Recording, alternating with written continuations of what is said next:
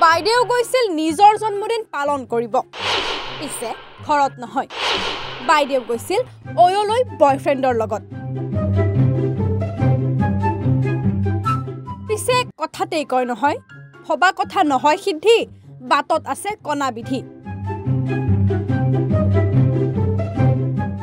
birthday wish কৰিব cake হাতত লৈ পত্নীক বিচাৰি হাবাথুৰি খাইছে স্বামীয়ে